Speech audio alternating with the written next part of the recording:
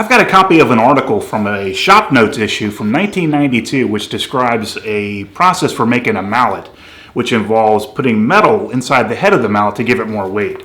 And this process of making this mallet has actually become pretty popular among woodworkers. So that's what I'm going to do today. We're going to make a mallet. In order to give the mallet a little bit of zing, I'm going to use two species of wood. I'm going to use maple for the interior portion of the mallet, and on the outside I'm going to use walnut. And this section of walnut is actually a cutoff from my bowl in the last project. So the first thing I'm going to do is make a nice straight edge at the joiner on this piece of maple, and then we'll cut it to width.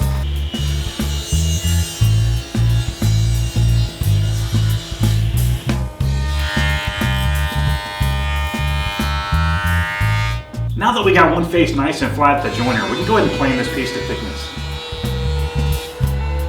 So now I'm just going to repeat the same process for the walnut piece by face joining one side, planing to thickness, and cutting to width. And now because I haven't moved my table saw fence, they'll be exactly the same width.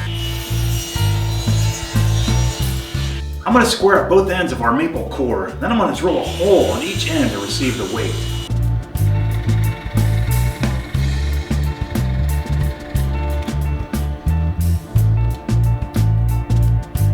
Now that I've got a 1.5 inch hole on each side of this block of maple, which is going to be the interior portion of the mallet, I need to cut off both ends, and I'm going to do that at 2 degrees. I can now cut the walnut sides into two 5.5 inch long sections.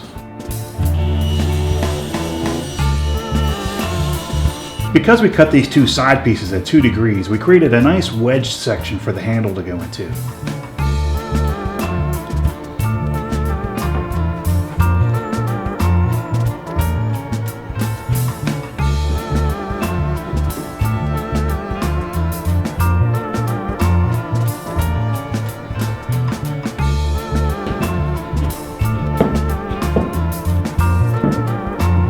Here's a cool tip for cleaning out the glue squeeze out in between the two blocks. Use a straw. In order to give the mallet head more weight, I'm going to fill these holes that we created earlier with some BBs, and then we'll just glue on the other side.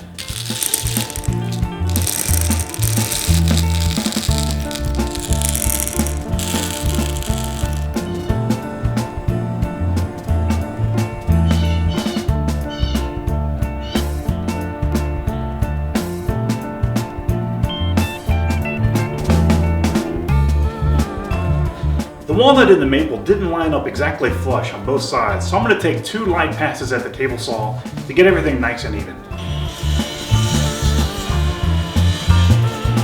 A 3/4 inch radius roundover bit will take care of these edges.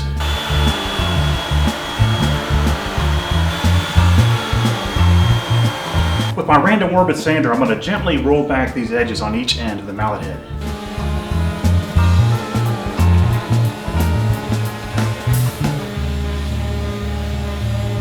For the handle, I'm going to go with a piece of walnut, and I thought that would contrast nicely with the maple as the handle extends out of the top of the mallet head.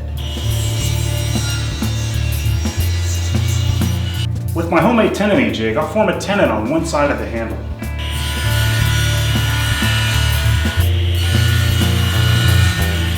So now that I form my tenon, it should slide right into the mortise. That's a pretty good fit. Now all I need to do now is split open the top of this handle, and we'll insert some wedges.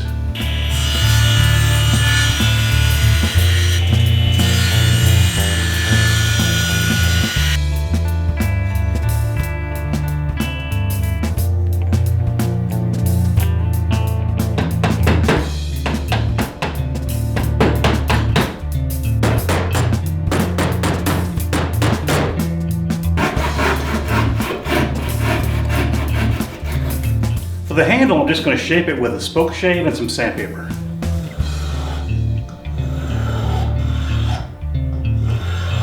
So after a coat of boiled linseed oil, the mallet is finished, and I'm really happy with the way it turned out. And I know I say this all the time, but this was really a fun project to build. And again, it came from a 1992 Shop Notes, and if you aren't already getting Shop Notes, you might want to look into it. A really good woodworking magazine. So thanks for watching, guys. I hope you enjoyed this video, and if you get a chance, please subscribe. See you next time.